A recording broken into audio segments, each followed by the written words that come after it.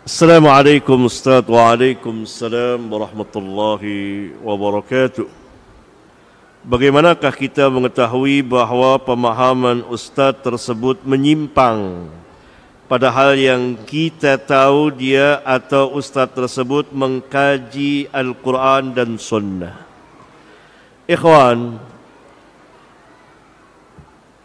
sekarang ini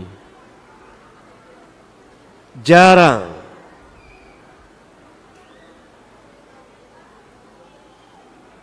atau sedikit sekali yang berbicara mengenai manhaj, sehingga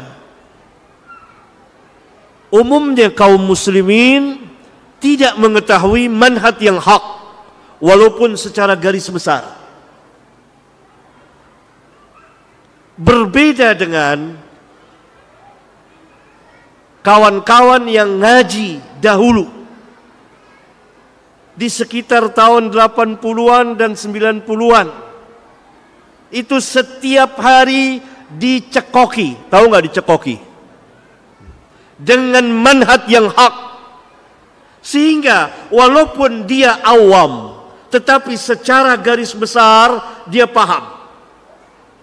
Maka ketika dia duduk di majelis, lalu tampil ustaz, bawakan Al-Quran dan Sunnah, hadis, kemudian mulai membahas, mengkaji, maka kontan dia tahu secara garis besar, ini ada yang gak beres sama ustaz ini.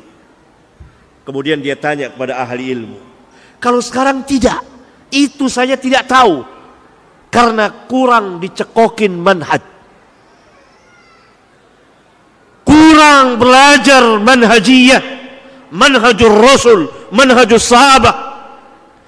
Saya tanya kepada antum, apa ada orang yang mengaji tidak bawakan ayat Al-Quran dan Sunnah? Semuanya bawakan ayat Al-Quran dan Sunnah. Apa ada orang yang mengatakan, saya mau ngajar tidak pakai Quran dan Sunnah? Nggak boleh pakai Quran Sunnah. Nggak ada. Semuanya mengaku Quran Sunnah. Hatta Syiah Rafidah bertakiyah, berbohong, pakai Quran dan hadis Bukhari lagi. Ntar dia tolak Bukhari, ntar dia terima, begitulah. Gak ada yang mengatakan saya tidak pakai Quran, semuanya pakai Quran dan hadis. Tapi pemahaman yang sesat. Maka penanya duduk di majelis ahli ilmu yang telah ma'ruf, yang dikenal oleh ahli ilmu, bukan orang dikenal di YouTube. Sekarang ini zaman orang melihat orang-orang awam kalau sudah populer retorika di YouTube, itu dipanggil, ini enak ceramahnya gitu.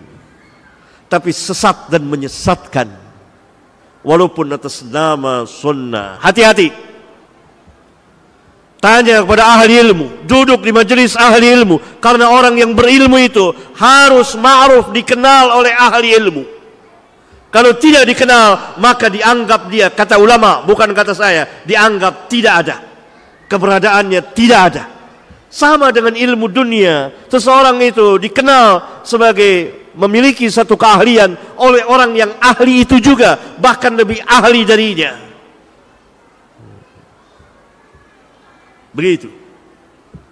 Maka kita harus lebih banyak belajar manhaj di majelis ahli ilmu.